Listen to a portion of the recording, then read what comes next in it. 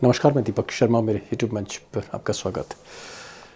दोस्तों, राजा जब अपने में मगन होता है तभी व्यवस्था का पतन होता है। अब देश का ताजा हाल देखिए। आज सुबह जब प्रधानमंत्री मोदी राष्ट्रपति भवन में रूसी राष्ट्रपति पुतिन साहब की अगुवाई कर रहे थे, स्वागत कर रहे थे बड़ी गर्मजोशी से, तभी वहां से करीबन 11 किलोमीटर दूर, ओनली 11 किलोमीटर्स, दिल्ली हवाई अड्डे पर अफरा तफरी थी, हंगामा था, जूते चप्पल चल रही थी, मारपीट की नौबत थी। ऐसा मंजर ना मैंने और ना शायद आपने कभी सोचा होगा और देखा होगा।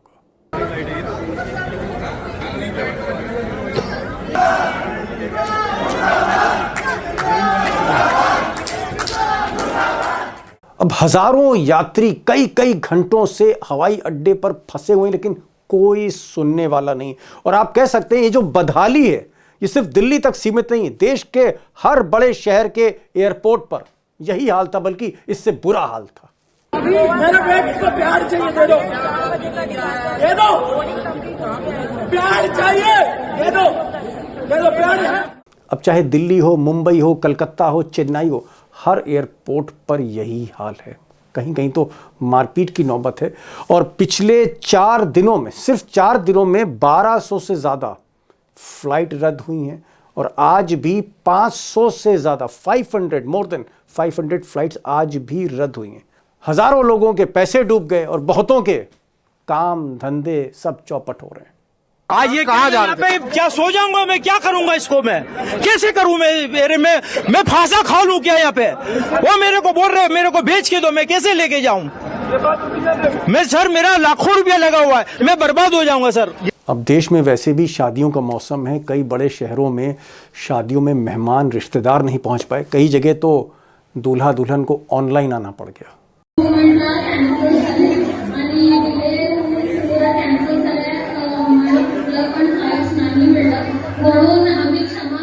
अब ये हाल तो आम आदमी का है, कॉमन मैन का है। सच्चाई ये है कि देश के सांसद, सैकड़ों सांसद जो वीकेंड पर वापस अपने क्षेत्र में लौट रहे थे, वो भी दिल्ली में फंस गए। जी हाँ, संसद का भी हाल बुरा ही है। सुनिए, प्रमोद तिवारी को सुनिए। बहुत से सदस्यों को सैटरडे संडे चूंकि सिटिंग नहीं होती है, वो अपने कॉन्स्टिट्यूंसी में अपने दायित्वों के निर्वाह के लिए जाते हैं। और ऐसे समय में जब सबका रिजर्वेशन है, जाना है, उस समय इन फ्लाइट्स का न जाना, स्थगित होना अनिश्चित काल के लिए और रद्द होना निश्चित रूप से ये सदन की औचित्य का सवाल है। इस पे सुना जाए। अब दोस्तों, जो बड़ा सवाल है वो ये है कि इस क्राइसिस के लिए, इस मुसीबत के लिए जो पहली बार देखने को मिल रही है, इसके लिए जिम्मेदार कौन है? Who is responsible? क्या इंडिगो एयरलाइंस रिस्पॉन्सिबल है? इस देश की सबसे बड़ी एयरलाइंस, आधे से ज़्यादा बिजनेस उसके पास है डोमेस्टिक एयरलाइन का, और इंडिगो ने अपनी ज़्यादातर फ्लाइट कैंसिल कर दी है। इंडिगो जिम्मेदार है या फिर सरकार जिम्मेदार है, जिसने एयरलाइंस के साथ बैठकर समय रहते इस बड़ी क्राइसिस को हल नहीं किया, इस क्राइसिस को समझा नहीं? और सबसे बड़ा आश्चर्य यह होता है कि देश के प्रधानमंत्री नरेंद्र मोदी बार बार अपने मंचों पर कहते हैं कि मैं हवाई सफर को, हवाई अड्डे को आम आदमी के लिए सुलभ कर दूंगा, कॉमन मैन के लिए सुलभ कर दूंगा। उनको अक्सर मंचों पर सुना गया भाषण देते हुए कि अब हवाई चप्पल वाले, जो हवाई चप्पल पहनते हैं, वो हवाई जहाज से चलेंगे। सच्चाई लेकिन आज ये है कि हवाई चप्पल छोड़िए, हवाई अड्डों पे जूते चप्पल चल रहे हैं। दोस्तों, एयरपोर्ट्स पे आज, भारत के एयरपोर्ट्स पे जो हालत है, हम सब भुक्तभोगी हैं, रोज टीवी पर देख रहे हैं या खुद महसूस कर रहे हैं। जिस देश में प्रधानमंत्री हर 3-4 महीने में एक नारा लाते हैं, उस देश में एक नारा चला कि हवाई चप्पल पहनने वाले लोग अब हवाई यात्रा कर सकेंगे। आज एयरपोर्ट्स पे जूते चप्पल चल रहे हैं। यात्री और एयरलाइंस के बीच में घमासान मचा हुआ। अब दोस्तों, ये क्राइसिस कैसे खड़ी हो गई और अचानक आप कह सकते हैं कि मुसीबत बन गई यात्रियों के लिए। और मुसीबत भी ऐसी जहां ना सिर्फ वक्त का नुकसान हो रहा है, पैसा भी नुकसान हो रहा है, क्योंकि कई टिकट ऐसे हैं जो इस वक्त 5,000 की जगह 50,000 के मिल रहे हैं। कुछ लोग तो ये भी कह रहे हैं कि दिल्ली से रांची का किराया लंदन से भी ज्यादा महंगा हो गया है। आप रांची के लिए ज्यादा पैसे आपको खर्च करने होंगे बजाय कि लंदन के। आप लंदन पहुंच सकते हैं कम पैसों में, लेकिन रांची जाने के लिए 60,000 के आसपास का टिकट आपको वन वे खरीदना होगा। दोस्तों, अगर इस क्राइसिस को हम अगर डीप में जाके गहराई में देखते हैं तो कहीं ना कहीं सरकार का जो उड्डयन मंत्रालय है, जो सिविल एविएशन मिनिस्ट्री है, जो एयरपोर्ट्स को और फ्लाइट्स को कंट्रोल करती है, एयरलाइंस को, उसने एक आदेश जारी किया था कुछ दिन पहले। अब आदेश तो ठीक था, दरअसल नागरिक सुरक्षा, यात्रियों की सुरक्षा, फ्लाइट सेफ्टी के लिए आदेश ये आया कि साहब अब पायलट को 36 घंटे की जगह 48 घंटे का आराम दिया जाएगा, कि 48 घंटे आराम करे सो दैट फ्रेश मूड से फिर वो फ्लाइट उड़ाए। और जो हादसे हमने अहमदाबाद में देखे, इस तरह के हादसे ना हो, पायलट फटीग ना हो। और इस आदेश का मैं समर्थन करता हूं कि ऐसा होना चाहिए था कि पायलट को ज़्यादा से ज़्यादा आराम मिले। लेकिन इसका मतलब क्या था? इसका मतलब ये था कि अगर आप पायलट्स को ज़्यादा रेस्ट दे रहे हो तो फ्लाइट तो आपको उतनी ही उड़ानी है, यानी फिर आपको ज़्यादा पायलट चाहिए होंगे, आपको ज़्यादा एयर होस्टेस यानी एयर क्रू चाहिए होगा। और अगर ज़्यादा पायलट चाहिए, ज़्यादा एयर क्रू चाहिए, ज़्यादा एयर होस्टेस चाहिए, तो फिर पैसा खर्च करना पड़ेगा, क्योंकि एक पायलट, एक कमांडर पर कम से कम 8 से 10 लाख रुपए का खर्चा महीने का आता है। अब इंडिगो जैसी एयरलाइंस जो प्रॉफिट पे चलती, जिसका फोकस ही प्रॉफिट पर है, और प्रॉफिट भी हजारों करोड़ है, उसको लगा कि अगर हमें ज़्यादा पायलट भर्ती करने पड़े तो कहीं ना कहीं कॉस्ट कटिंग हमारी गड़बड़ा जाएगी, मुनाफा गड़बड़ा जाएगा। और इंडिगो ने पायलट समय पे भर्ती नहीं किए। जहां तक सरकार की बात है तो सरकार ढील देती गई। और जब आदेश लागू हुआ तो इंडिगो के पास पर्याप्त स्टाफ नहीं था, एयर होस्टेस नहीं थे, पायलट नहीं थे, कमांडर नहीं थे जो जहाज उड़ा पाते। तो ज़्यादा से ज़्यादा फ्लाइट्स ग्राउंडेड हो गई।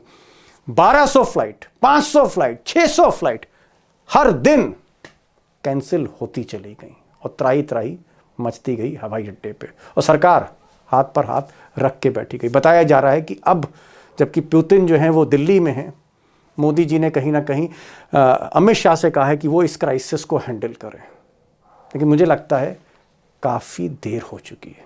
अब एक सच्चाई ये भी है कि पिछले कुछ बरसों में कई जो है वो एयरलाइंस बंद होती चली गई। सरकार ने उनको रिवाइव करने की कोशिश नहीं करी, उधर ध्यान नहीं दिया गया, और होते होते क्या है, आप कह सकते हैं कि पूरा सिविल एविएशन सेक्टर, पूरा ये जो आप कह सकते हैं एयरलाइंस का धंधा था, ये चंद लोगों के हाथ में आ गया। मिसाल के तौर पर अगर आप ये फिगर देखें तो इंडिगो के पास 64% बिजनेस है, धंधा जो है, कारोबार है सिविल एविएशन में।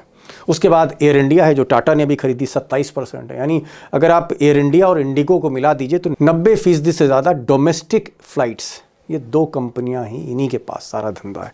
उसके अलावा आकाशा एयर है जिसके पास 5.4 है, स्पाइस जेट है 2% है। यानी आप कह सकते हैं कि ये जो धंधा है इंडिगो के नखरे पर, इंडिगो के रहमो करम पर, इंडिगो की शर्तों पर ही चलता है। और इंडिगो ही अड़ गई है कि हम तो ज़्यादा पायलट भर्ती नहीं करेंगे, हम तो खर्चा नहीं करेंगे पायलट पर, एयर होस्टेस पर। जितने पायलट पहले थे उतने पायलट अब होंगे, और ये जो घंटे हैं आराम वाले, इनको वापस 36 घंटा कर दीजिए।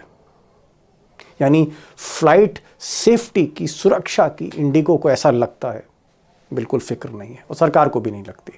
अब दोस्तों जो बड़ा सवाल है वो है कि ये जो त्राही त्राही मची हुई है, ये जो पैसेंजर हैं जो बेचारे टिकट्स जो हैं लेकर बैठे हुए हैं और घंटों बैठे हुए हैं, 10-10 घंटे, 12-12 घंटे, बच्चों के साथ, महिलाओं के साथ, बीमार लोगों के साथ एयरपोर्ट पर। एयरपोर्ट का हालत यह है कि रेलवे प्लेटफॉर्म की तरह कुंभ के मेले जैसी भीड़ है, और कोई सुनने वाला नहीं, कहीं सुनवाई नहीं। इस क्राइसिस के पीछे जिम्मेदार कौन है? क्या ये गलती सीधे तौर पर मोदी सरकार की है, जो कहीं ना कहीं इंडिगो जैसी एयरलाइंस को कुछ कह नहीं पा रही, कहने की स्थिति में नहीं, या कोई मिली भगत है? वजह क्या है? और सबसे बड़ी चीज़ कि इस पूरे खेल के पीछे असली वजह क्या है? अब ये एक ऐसा सवाल है जो कोई एयरलाइंस से जुड़ा कोई फ्लाइट ऑपरेटर, कोई पायलट, इसी तरह का व्यक्ति बता सकता है अंदर की बात क्या है। अब पायलट तो जल्दी बताते नहीं, लेकिन आज मैंने कोशिश करी पायलट साहब को, एक कैप्टन साहब को बुलाने की, कैप्टन कबीर मलिक साहब। और कबीर मलिक साहब एक ऐसे आप कह सकते हैं कैप्टन हैं जिन्होंने हर जहाज़ उड़ाए हैं, चाहे वो एयरबस हो, बोइंग हो, हेलीकॉप्टर हो, यहाँ तक कि ज़्यादातर एयरलाइंस के अंदर की खबर भी जानते हैं, और सबसे बड़ी बात है कि कम से कम दोस्तों के लिए, ऑडियंस के लिए वो सच बोलते हैं, अंदर की बात बताते हैं। कैप्टन साहब को सुनिए, अंदर की बहुत सी बातें आपको पता लगेंगी। कैप्टन साहब, आप तो इस सेक्टर में करीबन बरसों से काम कर रहे हैं, एक एक रग रग से वाकिफ हैं, चाहे एयरलाइंस हो, चाहे पायलट हो, चाहे क्रू हो, चाहे मशीन हो, और एयर क्रैश हो या क्राइसिस हो, सब में आपको लोग सुनना चाहते हैं। मैं एक चीज़ ये पूछ रहा था कि अभी ये जो क्राइसिस हम देख रहे हैं कि हमारे जो हवाई अड्डे हैं वो रेलवे स्टेशन की तरह वहाँ भीड़ है, तिल रखने की जगह नहीं है, 10-10 घंटे फ्लाइट डिले हो रही, 12-12 घंटे जो है फ्लाइट डिले हो रही है। टिकट एक तरह से ब्लैक में बिक रहे हैं, 10,000 का टिकट 50-50 हजार रुपए में लोग खरीद रहे हैं। क्या आपको लगता है कि कहीं ना कहीं पायलट्स की शॉर्टेज है? क्योंकि जो सरकार ने कहा था कि भाई पायलट को रेस्ट देना है, 8 घंटे बस आप उससे फ्लाइंग कराइए, लेकिन कुछ ऐसी एयरलाइंस है जो 12 घंटे फ्लाइंग कराती हैं। इसका मतलब पायलट्स की ज्यादा भर्ती होनी चाहिए। क्या पायलट की शॉर्टेज है इस वक्त हिंदुस्तान में, और जानबूझ के इनको भर्ती नहीं किया जा रहा क्योंकि जितने ज्यादा पायलट रखेंगे उतना एयरलाइंस पर खर्चा बढ़ेगा? देखिए, आपका क्वेश्चन बिल्कुल रेलेवेंट है और एकदम सही क्वेश्चन है। और ये जो इशू आपने बताया, ये सबसे बड़ी जो कमी है पायलट की कमी की वजह से हुआ है, और इसके अंदर केबिन क्रू की भी कमी है। और जैसे आपने बताया कि पायलट्स की भर्ती नहीं हो पा रही है, बिल्कुल आप सही कह रहे हैं, क्योंकि अभी कुछ सालों में, कुछ महीनों में, पिछले आने वाले टाइम में पायलट्स की जो है रिक्रूटमेंट नहीं करी है बहुत सारी एयरलाइंस में। इसके अंदर ये जो बहुत बड़ी एयरलाइन अभी जिसके ऊपर क्राइसिस चल रहा है, इसके साथ भी यही हुआ है।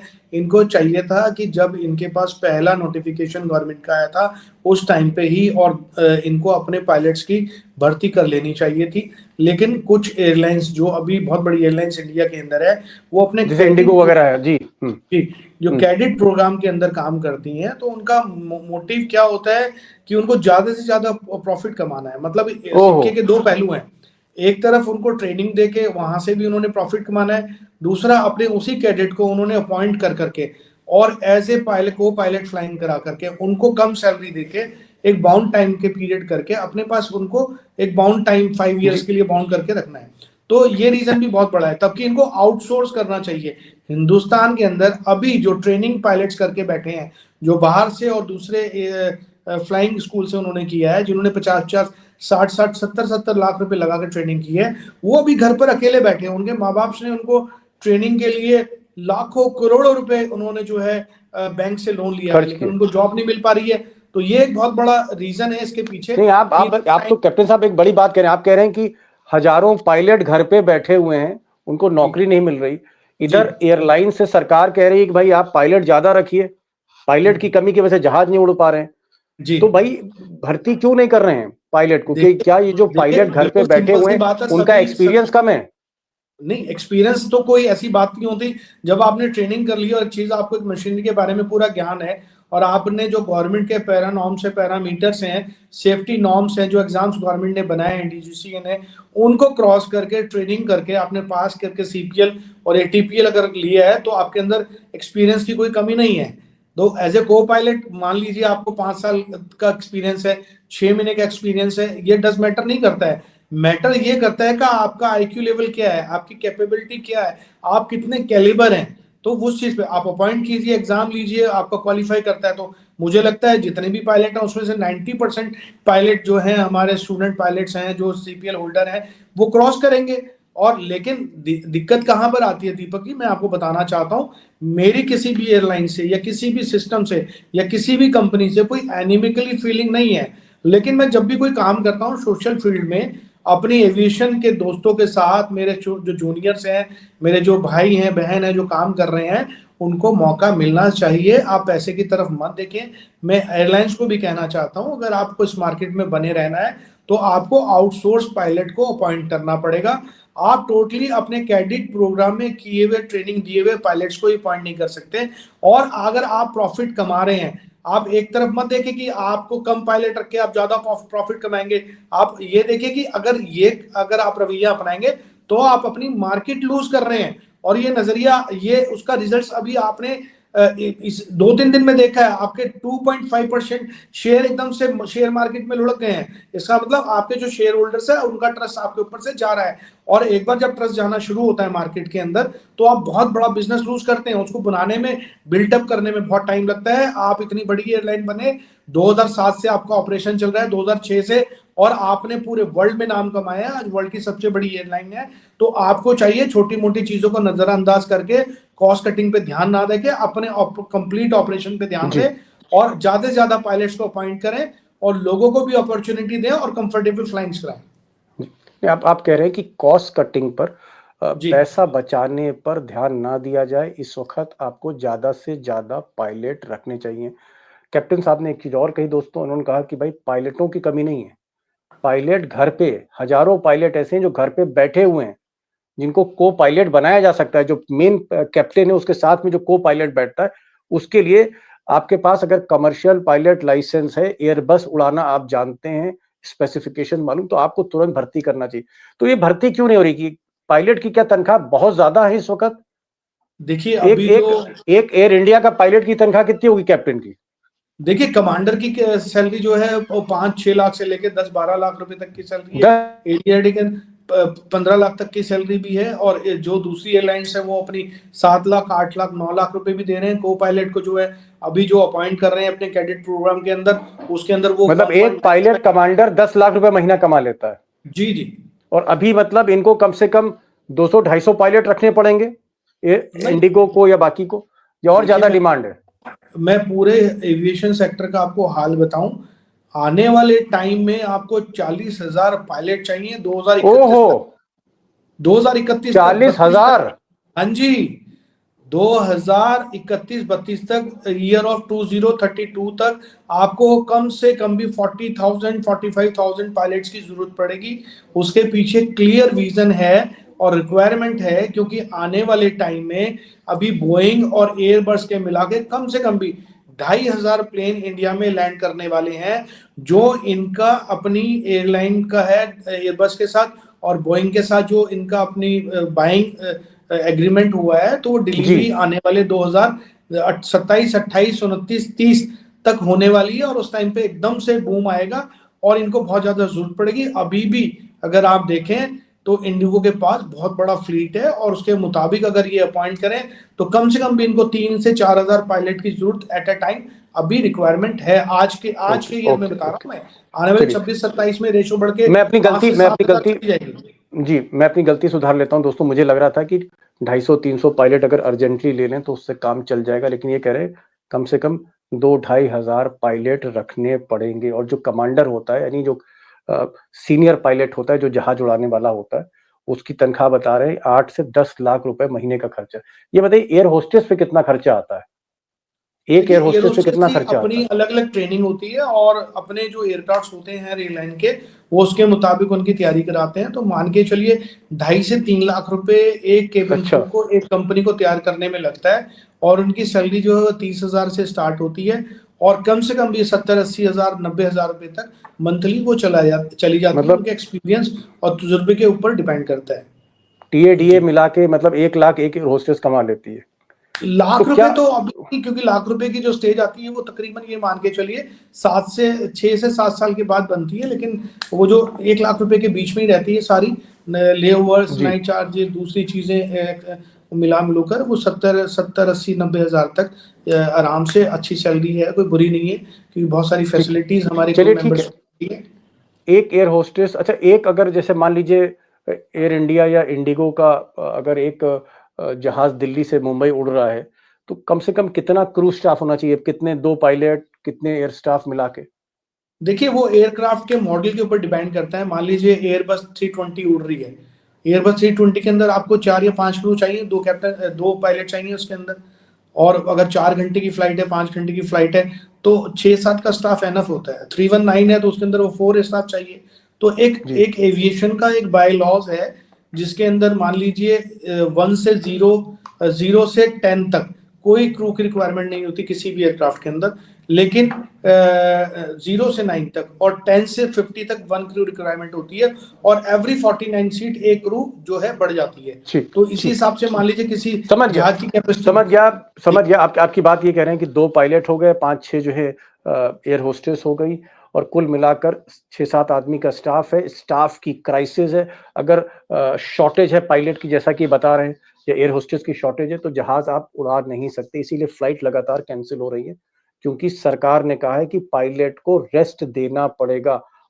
12 घंटे की जगह आपको 8 घंटे काम कराना पड़ेगा, यानी ज्यादा पायलट की जरूरत है, लेकिन पायलट भर्ती नहीं कर रहे।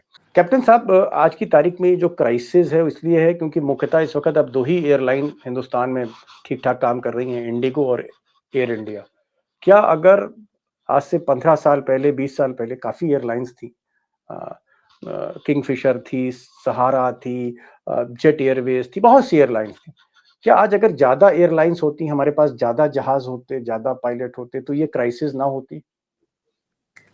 देखिए, बिल्कुल आप ठीक कह रहे हैं, जितने कॉम्पिटिटर होंगे उतनी फैसिलिटी ज़्यादा होगी, और कॉम्पिटिशन के अंदर जब कोई आपके सामने कॉम्पिटिटर होता है, तो आप अपने पैसेंजर्स को उससे ज़्यादा बेटर फैसिलिटीज़ देने की सोचते हैं और पूरी कोशिश करते हैं ताकि आपके पास ज़्यादा से ज़्यादा मैक्सिमम पैसेंजर्स आपके साथ, कस्टमर्स आपके साथ फ्लाई करें। सहारा का डूबने का रीज़न ये था कि उनके पास जो फ्लीट था, वो फ्लीट बहुत बड़ा था, उनके खर्चे बहुत ज़्यादा हो गए थे, उनके अंदर वीआईपी कल्चर बहुत ज़्यादा आ गया था, और उनका डिस्काउंटेड या दूसरी चीज़ों के ऊपर उन्होंने जोर देना ज़्यादा शुरू कर दिया था। वो फ्लाइंग मिसमैनेजमेंट करने था। के बजाय सेल प्रमोशन में ज़्यादा चली गई थी, उनको खर्चों को मेंटेन करना बहुत मुश्किल हो गया था, और उस टाइम में फ्यूल क्राइसिस भी बहुत ज़्यादा थे, जिस वजह से एटीएफ के रेट बढ़ने से उनको इतना बड़ा लॉस हुआ। और उस टाइम में जो सारा सुबोध और जो जेट एयरवेज था, ये क्यों डूब गया? जेट एयरवेज के ऊपर बहुत सारे रीजन रहे हैं। देखिए, जेट एयरवेज के बिकने के बहुत, नरेश गोयल ने अपने टाइम में बहुत पैसा कमाया, लेकिन उसके बाद उनको जो कंपटीशन का टाइम था, उस टाइम पे उन्होंने ध्यान नहीं दिया। दूसरी जो नए प्लेयर्स आए, उन्होंने जेट एयरलाइन को बड़े बुरी तरीके से बीट किया और अपने आप को प्रूव करके जेट एयरवेज को उस रेस के अंदर पछाड़ा और आगे निकल गई। इस वजह से जेट एयरवेज जो है डाउन होती चली गई, उसका भी एटीएफ और दूसरे खर्चे बहुत ज्यादा होते चले गए थे, और पुराने एयरक्राफ्ट सीरीज होती चली गई थी, जिस वजह से जेट एयरवेज को भी डूबना पड़ा। उसके बाद जैसे किंगफिशर, मालिया साहब की किंगफिशर, वो तो बहुत अच्छी एयरलाइन थी साहब।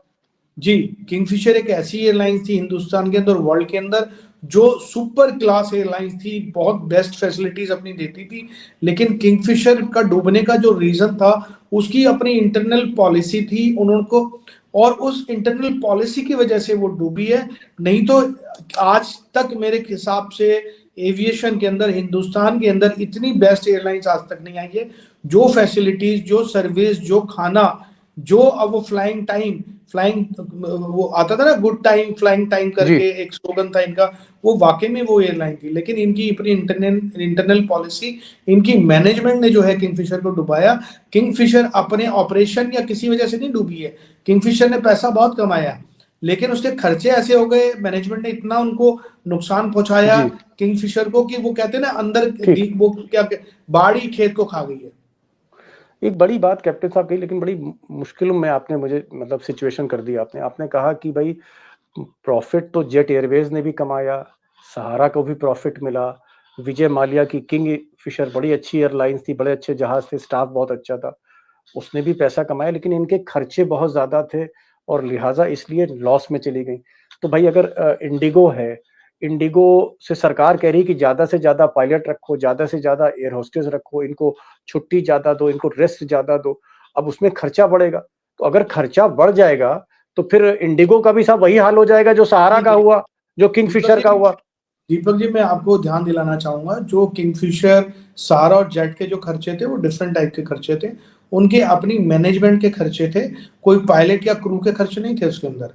उनको लिवाइश लाइफ जीने का, मतलब आप सीधे सीधे कहिए कि अय्याशी कर रहे थे विजय माल्या, ये कह दीजिए ना। और जी, अय्याशी कर रहे थे, करना चाहूंगा। देखिए, वो एक अलग पॉलिसी है उनका, सरकार का अपना क्या है, लोग उनके बारे में क्या कहते हैं, वो एक अलग मैटर है। लेकिन मैं उनको देखता हूं तो वो अपने टाइम में एक बड़े अच्छे बिजनेसमैन थे, और उन्होंने एक विजन दिया था इंडिया को एविएशन सेक्टर के अंदर। चलिए ठीक, let's not go into Vijay Mallya, let's not go. मैं मुद्दे पे आता हूं। एक चीज मैं आपसे समझ गया कैप्टन साहब, आप कह रहे हैं कि खर्चे जो हैं वो अनाप शनाप नहीं होने चाहिए जो किंगफिशर या सहारा के, लेकिन आप ये कह रहे हैं कि अगर पायलट पे खर्चा किया जाए, एयर स्टाफ पे खर्चा किया जाए, क्रू पे, एयर होस्टेस पे खर्चा किया जाए, तो भी एयरलाइंस प्रॉफिट में चल सकती है, ये आप जी। कहना चाह रहे हैं? देखिए, इंडिगो शुरू से आप 2006 से इसकी हिस्ट्री उठा लीजिए, आज तक प्रॉफिट में ही है, इसकी कभी बैलेंस शीट रेड शीट में नहीं आई है। बैलेंस शीट हमें हमेशा ग्रीन है, रेड कभी नहीं हुई है, और अभी भी प्रॉफिट अर्न कर रही है, चाहे इसने अपनी कॉस्ट सेटिंग की है या नॉन शेड्यूल फ्लाइंग है, फूड सर्व नहीं करते, फ्लाइट के अंदर फूड सेल करते हैं, तो ये बहुत सारी इनकी स्ट्रेटेजी के अंदर इन्हें काम कर रहे हैं। और अगर नए पायलट अपॉइंट करते हैं तो ऐसा नहीं है लॉस में जाएगी। वो कहते हैं ना, तिलों में से ही तेल निकालना है, लेकिन आपके पास तेल ही नहीं हो तो तेल कहाँ से निकालेंगे आप? Okay. आपके जहाज खड़े और पायलट नहीं हो तो चलाओगे क्या? आज उसका खामियाजा आप देखने को भुगत रहे हैं ना, कि आपके पास स्टाफ नहीं है तो आपकी अचानक से कितनी रेपुटेशन डाउन हो गई है। देखिए, आप प्रॉफिट कमाओ, लेकिन प्रॉफिट का एक स्लैब बना के रखो कि हमें इस लिमिटेशन तक प्रॉफिट रखना है, और अगर हमें अपने एम्प्लॉयज को देना है और एम्प्लॉयज के साथ काम करना है, और हमारे को अपना स्टाफ बढ़ाना है, जैसे आप एयरक्राफ्ट बढ़ा रहे हैं, अपना फ्लीट बढ़ा रहे हैं, तो उसके साथ आपको स्टाफ भी बढ़ाना पड़ेगा। ओके, स्टाफ बढ़ाना पड़ेगा। चलिए, एक घूम फिर के एक जो बात इन्होंने कही वो ये है कि भाई कॉस्ट कटिंग करिए, लेकिन इतनी भी कंजूस ना हो जाइए, इतना भी मुनाफा सूदखोर की तरह ना कमाइए कि पायलट की भर्ती ही ना करिए। ये अलग बात है कि 8-10 लाख रुपए का खर्चा एक अच्छे पायलट पर आता है, लेकिन पायलट आपको बढ़ाने पड़ेंगे, वरना जहाज आपके एयरपोर्ट पे खड़े रहेंगे, जहाज उड़ेंगे नहीं, रेपुटेशन भी खराब होगी और आप लॉस में भी जाएंगे। किंगफिशर सहारा जैसा हाल भी हो सकता है। अब एक आखिरी चीज पूछ रहा हूँ, ये जो डायनेमिक फेयर है कि भाई हमको मुंबई जाना है, यूं तो 5,000 का टिकट है, चलिए भाई 5,000 का टिकट है, क्राइसिस में 8,000 रुपए का हो जाए, 15,000 दे देंगे। 50,000 रुपए का सब कैसे दे देगा कोई? 1-1 लाख रुपए का टिकट जो इस वक्त बिक रहे हैं, देखिए, ये तो वसूली हो रही साहब। बहुत सारे इंटरव्यूज और पॉडकास्ट में ये बात आपको बता चुका हूँ।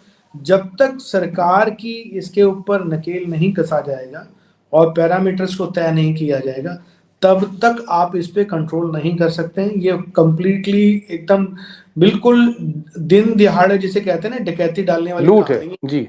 ठीक है जी, लूट है। अगर आपने नोटिस किया हो, जब पुलवामा अटैक हुआ था और जो कश्मीर में जो वैली में लोगों को मारा गया था, तो उस टाइम वहाँ पे बहुत सारे पैसेंजर्स जो है टूरिस्ट लोग गए हुए थे, यात्री, और जब वो वापस आ रहे थे तो एयरलाइन ने अपना किराया, मान लीजिए उस सेक्टर का किराया 4 से 5,000, मैक्सिमम 6,000 रुपये था पीक टाइम में भी, लेकिन उन्होंने 60,000, 50,000, 40,000 रुपये किराया कर दिया। तो ये हमें सोचना पड़ेगा कि ये एयरलाइन किस डायरेक्शन में जा रही है। क्या एक दिन में इतनी टिकट बेच के आप पूरे साल का प्रॉफिट कमाना चाहते हैं? नहीं, ये बिल्कुल गलत है। इस टाइम पे आपको सद्भावना, क्या विदेश में भी ऐसे ही होता है, वसूली होती नहीं, है? वहां पर अमेरिका में, ब्रिटेन, ऐसी कोई पॉलिसी नहीं है। उनकी एक स्ट्रेटेजी के अंडर वो काम करते हैं, और जैसे क्रिसमस सीजन आता है उस टाइम पे सबको पता रहता है ये क्रिसमस सीजन है, और प्री अनाउंस होता है कि आप अपनी टिकट या तो एडवांस में खरीद लीजिए, लेकिन उस टाइम पे जब आप खरीदेंगे तो आपको वो टिकट जो है महंगा पड़ेगा। आप भी जब ऑनलाइन अभी चेक करेंगे, मान लीजिए ऑस्ट्रेलिया जाना है, अमेरिका जाना है, न्यूयॉर्क जाना है, तो आपको अभी टिकट महंगी मिलेगी, क्योंकि ये पीक आवर्स होते हैं। मान लीजिए लेकिन ये लोगों को पता रहता है, वसूली नहीं होती अचानक एकदम से। लेकिन ऑल सडन एकदम से कोई क्राइसिस आ गए हैं और आप पैसे बढ़ा रहे हैं, वो गलत होता है। क्या इसमें सरकार को नकेल कसनी चाहिए? बिल्कुल, सरकार को इसमें इंटरफेयर करना चाहिए और गाइडलाइन जारी करनी चाहिए।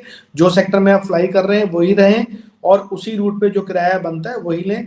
पीक सीजन जैसे मान लीजिए होली, दिवाली या कुछ है, वो एक अलग मैटर है। उस पे एक स्ट्रेटेजी के अंदर आप काम कर रहे हैं, करते रहिए, कोई दिक्कत नहीं है उसमें लोग दो बड़ी बातें कैप्टन कबीर मलिक ने कही। कैप्टन मलिक ने नंबर 1 बात ये कही कि भाई इस वक्त जो क्राइसिस है, इंडिगो को चाहिए कि तुरंत पायलट्स की भर्ती करे।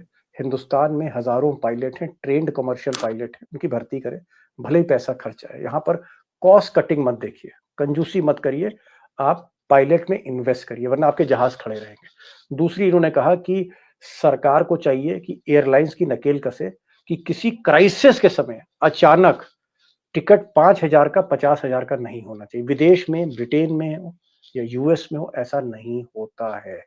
ये भी गलत है। यहाँ सरकार कहीं ना कहीं फॉल्ट पर है, और ये क्राइसिस तभी खत्म होगी जब एयरलाइंस और सरकार एक मंच पर आए, और सरकार खुद, मोदी जी, शाह साहब, ये जो सरकार चला रहे, उनको खुद जाके इमरजेंसी मीटिंग करनी पड़ेगी, वरना ये क्राइसिस बढ़ता चला जाएगा। कैप्टन साहब, आप आए इस प्रोग्राम में और खुलकर आपने बात करी। बहुत कम ऐसे पायलट है जो सरकार को लेकर इतना क्रिटिकल असेसमेंट करते हैं। Thank you so much for joining this programme. Thank you so much sir.